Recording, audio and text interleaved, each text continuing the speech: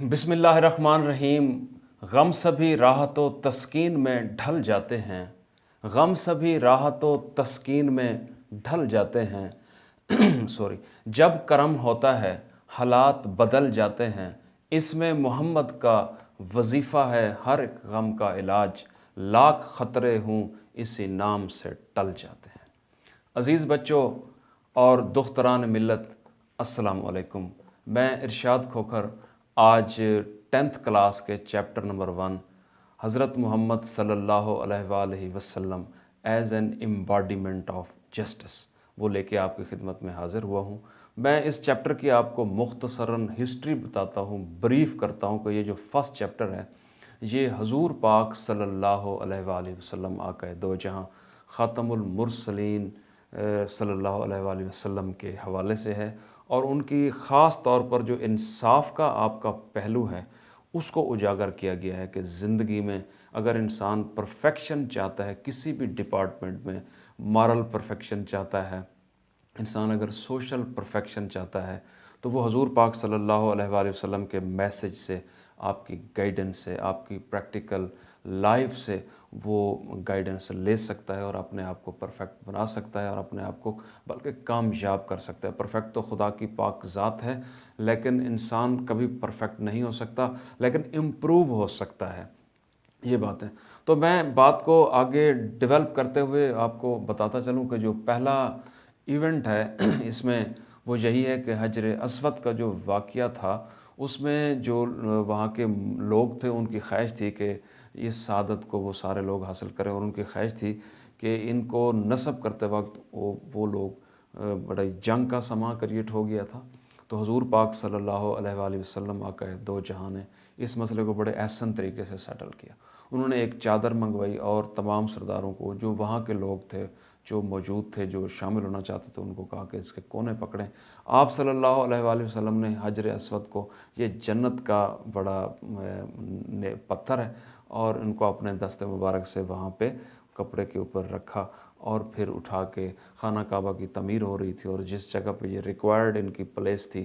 وہاں پہ ان کو آپ صلی اللہ علیہ وآلہ وسلم نے اپنے دست مبارک سے ان کو بڑے آرام سے وہاں پہ نصب کر دیا، اور وہاں جھگڑا ختم ہو گیا۔ اگر آپ یہ انصاف کا سینس کریٹ نہ کرتے تو بہت بڑا چیلنج تھا اور بہت بڑا مارکا ہونے جا رہا تھا۔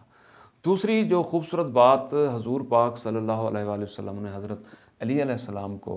ہدایت فرمائی تھی، وہ یہ تھی کہ اگر دو پارٹیز کے درمیان جھگڑا ہو جاتا ہے، ان کے درمیان ڈسپیوٹ ہو جاتا ہے، تو ہاؤ دیٹ ڈسپیوٹ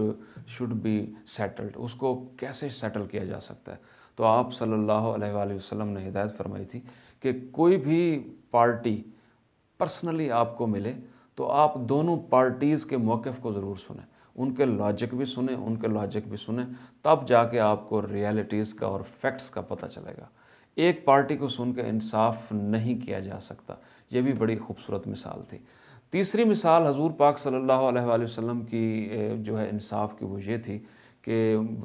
قریش کے قبیلے کی ایک خاتون چوری کرتی ہوئی پکڑی گئی۔ تو وہ لوگ چاہتے تھے کہ کیونکہ it was a great out raise for their family, for there I think tribe, in tribe کا ایک بہت بڑا روزہ رکھا ہوا ہے، مائنڈ نہ کریں، سوری۔ تو وہاں پہ انہوں نے جو ہے جھگڑا کریٹ کر دیا۔ وہ لوگ سفارش لے کے حضور پاک صلی اللہ علیہ وآلہ وسلم کے پاس آئے کہ اس خاتون کو معاف کر دیا جائے۔ تو حضور پاک صلی اللہ علیہ وآلہ وسلم نے ان کو بنی اسرائیل کی مثال دی تھی۔ انہوں نے کہا کہ بنی اسرائیل کی جو پریویس لوگ تھے وہ اس لیے برباد ہوئے تھے، تباہ ہوئے تھے کہ وہ انصاف کے تقاضے پورے نہیں کرتے تھے۔ وہ امیر کو اور طاقتور کو چھوڑتے تھے، اور غریب اور ولنریبل جو لوگ تھے ان پر قانون کا اطلاق کرتے تھے، اور وہ لوگ تباہ و برباد ہو گئے تھے۔ اسی طرح آپ نے یہ بھی بتایا تھا کہ اگر کسی قبیلے کا کوئی قتل ہو جاتا ہے تو قتل کا بدلہ اسی قاتل سے لیا جائے جس نے قتل کیا تھا، نہ کہ کسی اور بندے کو، اس کو قبیلے کے بندے کو وہاں موت کے گھاٹ اتار دیا جائے۔ یہ بھی ایک انصار قبیلے کا انسان جو ہے، وہاں پہ لوگ بیٹھے تھے، حضور پاک صلی اللہ علیہ وآلہ وسلم خطبہ دے رہے تھے، ایڈریس فرما رہے تھے، تو وہاں پہ ایک انصاری اٹھا اور اس نے کہا کہ بنو سالبہ کے لوگ بھی یہاں پہ اس کراؤڈ میں موجود تھے، آڈینس تھے، کہ انہوں نے کہا جی ان کے ایک بزرگ نے، ایک بندے نے ہمارے ایک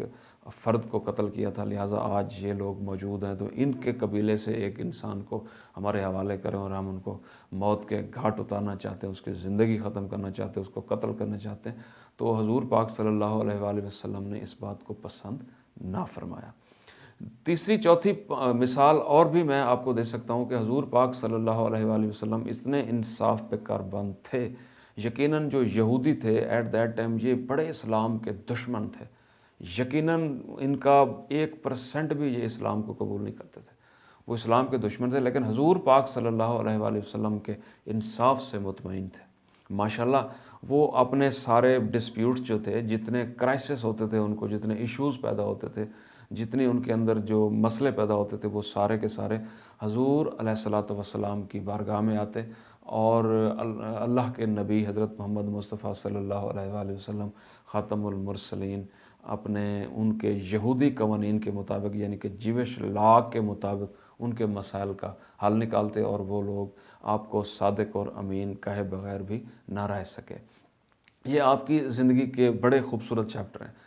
اور اس میں نیکسٹ ہم ایڈ کرنا چاہیں گے جو بات یہ چیپٹر میں تو نہیں ہے لیکن میں ہسٹوریکلی آپ کو بتانا ضروری سمجھتا ہوں کہ میدان جنگ میں بھی حضور پاک صلی اللہ علیہ وآلہ وسلم نے انصاف کے تقاضوں کو پورا کیا۔ آپ نے اپنے فالوور کو یہ سختی سے حکم دیا ہوا تھا، آپ صلی اللہ علیہ وآلہ وسلم نے حکم دیا ہوا تھا کہ کسی بھی بچے کو نقصان نہیں دینا، کسی خاتون کو، کسی بزرگ کو، کسی بوڑھے کو نقصان نہیں دینا۔ آپ کا یہ بھی اور بڑا خوبصورت پہلو یہ بھی ہے کہ آپ نے فرمایا تھا کہ اگر کوئی عبادت میں مصروف ہو اپنے طریقے کے مطابق تو عبادت میں مصروف انسان کو بھی آپ قتل نہیں کر سکتے، جتنی بھی گھمسان کی جنگ ہو۔ آپ نے مزید یہ بھی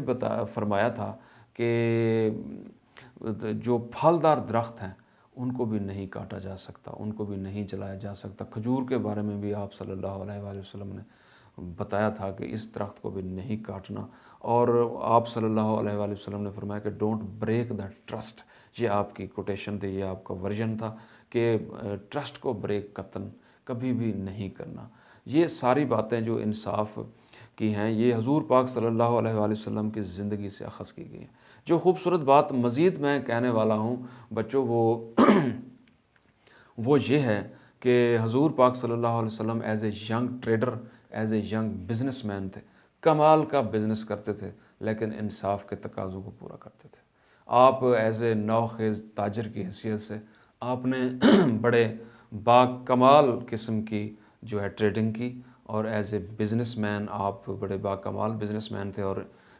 تاجر کی حیثیت سے آپ نے لین دین میں اتنا کھرا پن دکھایا کہ دنیا کو حیران کر کے رکھ دیا۔ اور آج ہم اگر اس بات کو اپلائی کر لیں تو ہم اپنی زندگی کو سنوار سکتے ہیں۔ لاسٹ بات میں آپ کو یہی بتانا چاہوں گا کہ جب آپ اس دنیا سے پردہ فرمانے والے تھے آپ صلی اللہ علیہ وآلہ وسلم، تو آپ نے اپنے جتنے بھی فالوور تھے ان کو حکم دیا، جہاں پہ موجود تھے انہوں نے کہا جی میرے کسی بھی قسم کا کوئی بقایا ہو، میں نے کسی کا دل دکھایا ہو تو آپ آئیں اور مجھ سے مطالبہ کر سکتے ہیں۔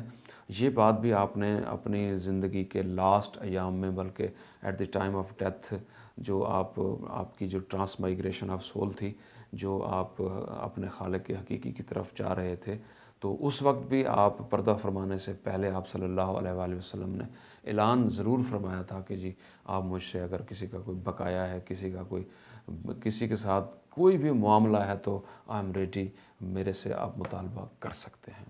تو یہ انصاف کا نظریہ دیکھیں کہ عرب کے جو اس قبیلے میں جو ٹریڈیشن تھی، جو وہاں کا ڈاکٹرائن تھا before the arrival of Islam, you already know better, کہ وہاں پہ there was no such a responsible atmosphere,